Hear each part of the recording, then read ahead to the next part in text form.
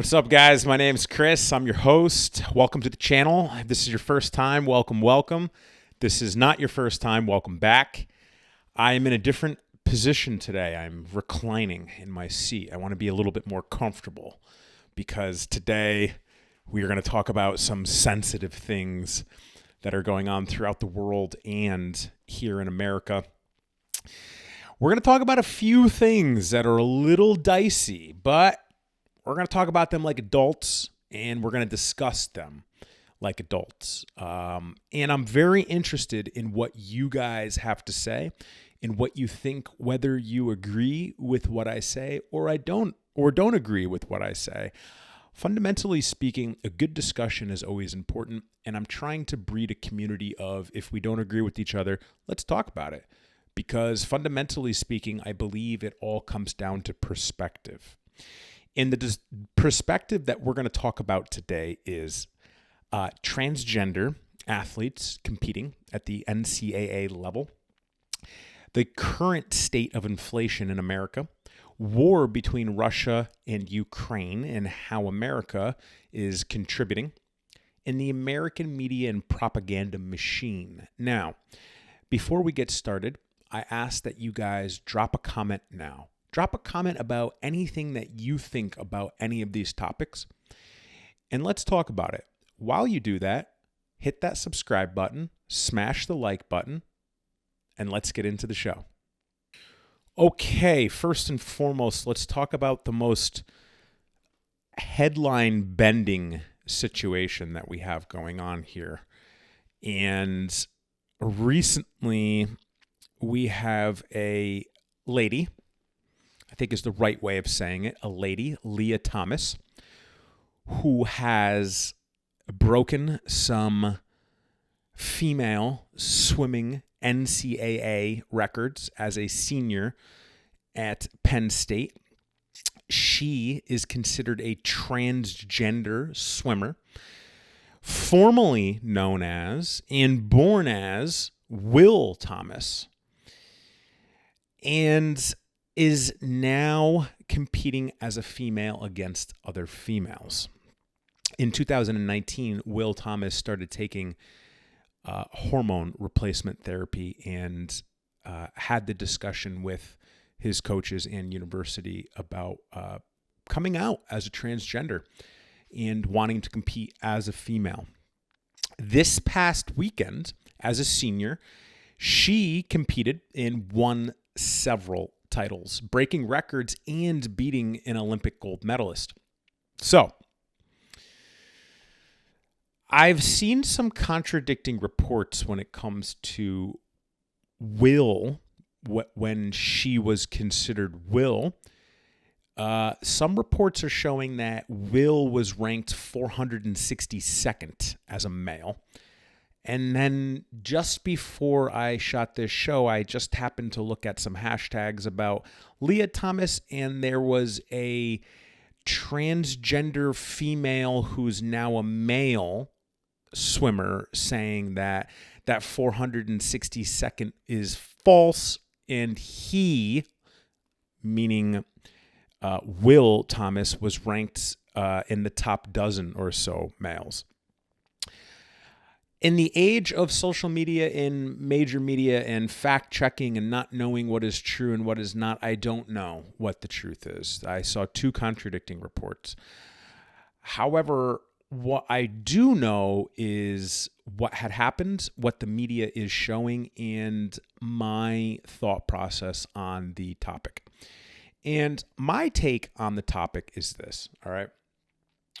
The LGBTQ community, I completely respect. I don't have anything negative to say. I have nothing less than respectful for anyone who would group themselves in those letters. And one of those letters are transgender, I believe. And I have respect for it. Like, I couldn't imagine being born a male and thinking I'm a female. Like, the torment just in my own mind or in their own mind might be significant. And I have respect for that. However, What I don't support and what I don't have respect for is how the NCAA is handling this topic. In this sense, okay? And this is just my perspective, okay?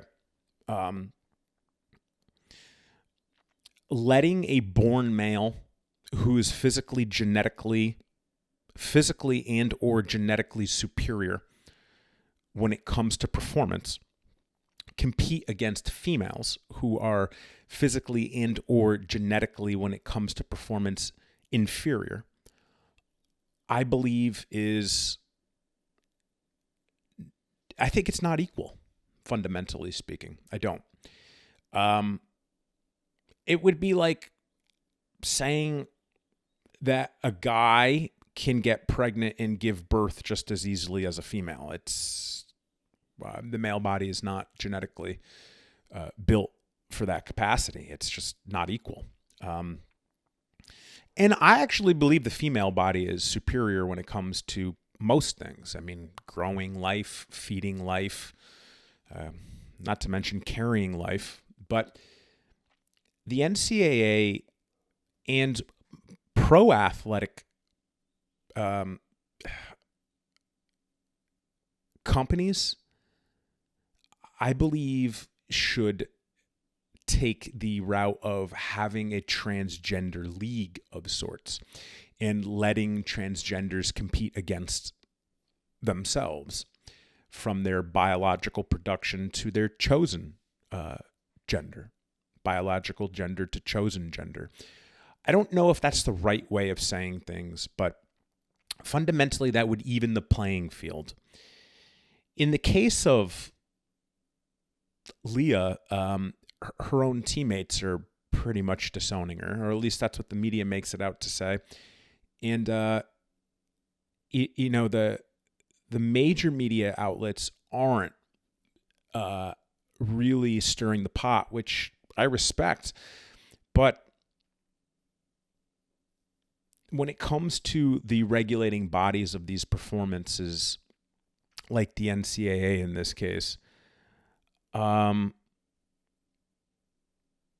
I'd be happy to consult the NCAA on how to do these things. I don't just offer ideas. I'm happy to continue to build these ideas with the NCAA in this case, or anyone.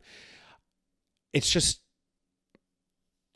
unfair, is fundamentally what it comes down to. And if I was a female and this was happening, I would be speaking up about how unfair it is as a born male is competing against me and beating me. I just see it as physically unfair, just physically in the performance aspect of things. That's all. And there should be fairness. Just like there's fairness in fighting, male and male, just like there's fairness in fighting when it comes to weight classes and height. There needs to be some sort of regulation when it comes to competing against each other. All right, guys, that's a little bit of a dicey topic. Fundamentally, if you haven't dropped a comment yet, all right, please drop a comment now. Let us know what you think, all right? I'm completely open to being educated and or being delivered perspective. And I encourage it here in this community, guys. Let's talk about it. What do we think here, all right? What do we think, because it's important? And while you're dropping the comment, if you haven't smashed that like button, hit that like button so we can get YouTube to get this video out to more people. As we move into our second topic of inflation, all right, this one is also dicey because it's heavily construed and tainted, not only by the United States government, but by the propaganda and media machine, our major news outlets, and in some cases, our social media news outlets by suppression of information. Inflation is the tax that isn't a tax, okay? And recently I saw a post on social media, which many of you might have seen, saying that inflation will affect Americans earning less than $300,000 a year. Roughly translated, Americans making less than $300,000 a year is approximately 98 to 99% of Americans. The average median income in America is roughly $50,000 to $60,000. All right. Most Americans are making less than 300 grand, and this post was articulating that inflation is going to affect everyone making under, which is pretty much all of America. Now, the reason why many of us in 2020 specifically spoke up, including me, about what a terrible idea stimulus packages, which included stimulus checks to Americans making less than $50,000 a year, business owners receiving PPPs, and so on and so forth, with these multi-trillion-dollar stimulus packages, was because we knew that this money that was being printed from the Federal Reserve, guys, understand the Federal Reserve is not a part of the American government, meaning the Federal Reserve is printing currency, roughly about 50% of the American dollar in circulation right now in 2022 has been printed since 2020. The American government got these stimulus packages by a piece of printing circulation through the Federal Reserve, which is not a piece of the government, which means they need to be paid for doing this and paid back quickly. We saw these things coming. We said this would be happening. Many of us said, be prepared for the inflation to come. And many of us are prepared for the inflation to come. However, the majority are not. Everyone's complaining about the inflation numbers of food and gas prices currently. Here's another interesting piece about the inflation. Okay. Within those multiple trillion-dollar stimulus packages that have been passed by the Biden administration specifically, recently, $2 billion of these trillion-dollar stimulus packages recently were just sent to Ukraine since the Biden administration has been in power. We haven't gotten on the topic of the war yet. However, $2 billion allocated to a country where there's $2 billion of problems internally in our own country, to me, seems like a drastic misallocation of money. And that sort of money is what we're paying inflation for and on. With the current customer price index, or CPI, at 7.9%, we're going to round up to 8%. Okay? Keep in mind it was half that in the last month of 2021. Congress just passed a 21% raise. Okay? So their raise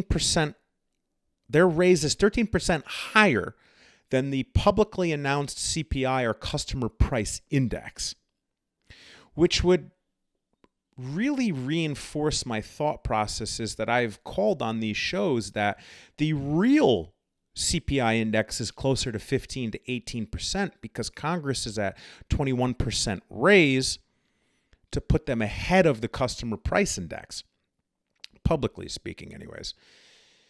My best guess when I made these announcements at the end of last year, in the beginning of this year, was the CPI would hit close to 20% this year and likely fall around 15 to 18%, which is where I believe we are as we close out quarter one.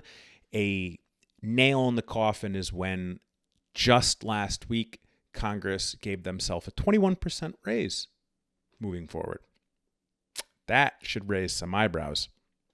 The best advice that I can give anyone, and I've been saying this for years now, is just be ready, right? If you're not currently making more money than you were, let's say, last year, you're in trouble. The best thing that you could do is create more income, not cut back, create more income. Canceling your Netflix and, buying in bulk and using coupons is great. Okay, fine. Like if that's what you really want to do, but that's not the sole answer. The answer is to create more.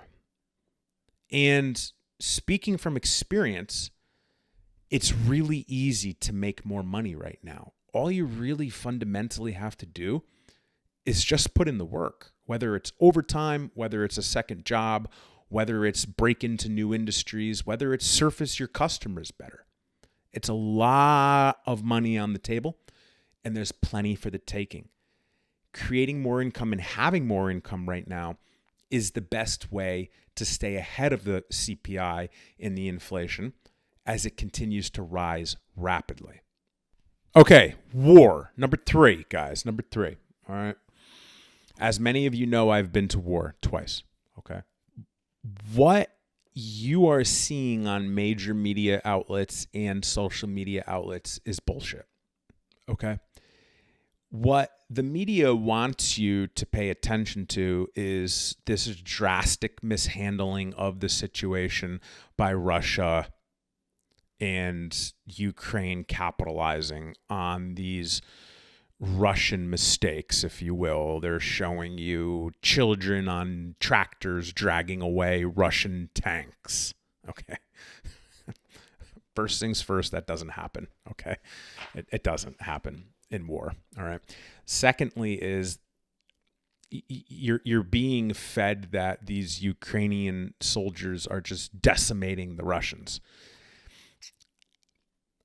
Ukraine doesn't even have an air force, let alone a navy. Their guerrilla tactics would work, absolutely. However, if the Russians wanted to destroy that country, they could literally do it as quickly as they wanted to. The media outlets are showing you what they want to show you to sway your attention off of things such as the Obama administration funding biolabs in Ukraine that are dirty, and things like that being leaked out. And don't forget that the vice president for the Obama administration was Joe Biden. Now you have the media being commanded by the government and or big tech and big pharma as well, and we're going to get into that, to persuade the Americans specifically to think certain things are happening in Ukraine, which they aren't. Remember, here's the perfect example. If I do this, okay? If I do this, right? You might think I'm flipping someone off. The media does a great job of spinning perspectives.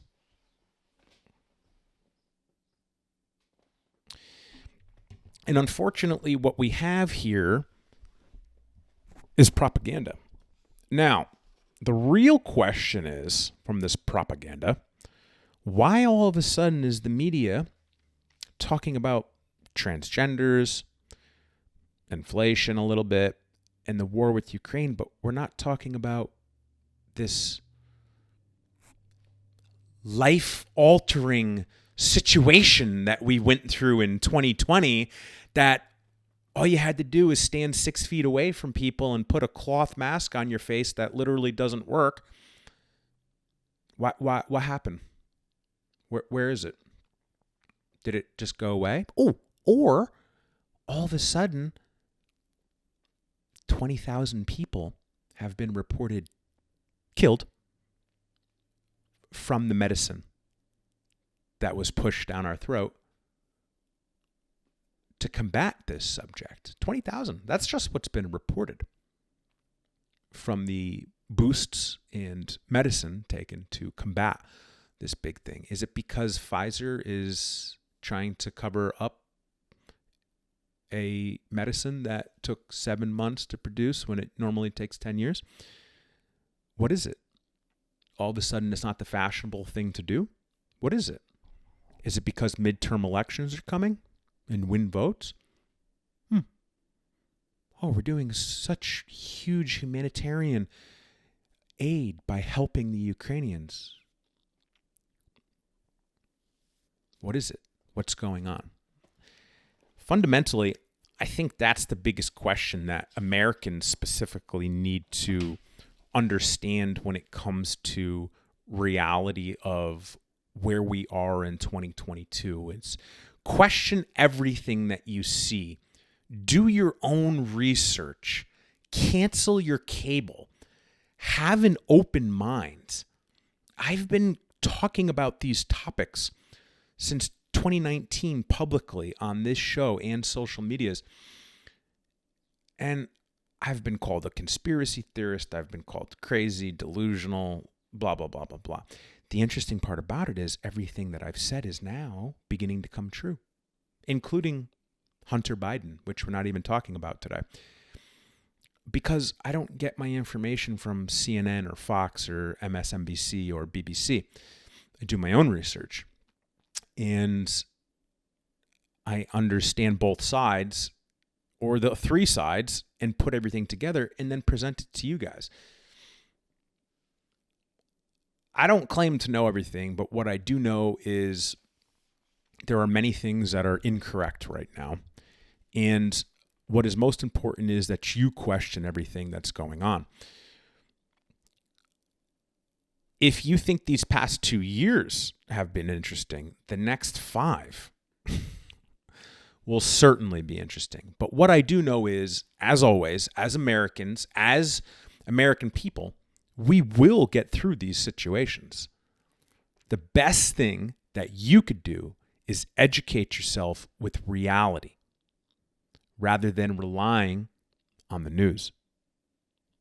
All right, guys, dicey show. I know. I haven't really talked about these sorts of things recently, and they're due to be talked about. And if you guys want to hear more about these topics, first things first, drop a comment in the comment section below. We'll talk about it there. In your comment, tell me that we should record more on specific topics, and I will. I appreciate you guys. Drop those comments, smash that like button, hit subscribe. And if you want to support the show, check out my first book, Dominate Your Day, A High Performer's Guide to Winning at Life. It's a system that I built for me and now teach my students and anyone reading, which the feedback on Amazon is saying that it's life-changing. And I appreciate all of you guys that have put an Amazon review up and that have ordered it. If you want your own copy, the link will be in the show notes. And until next time, I'll catch you then.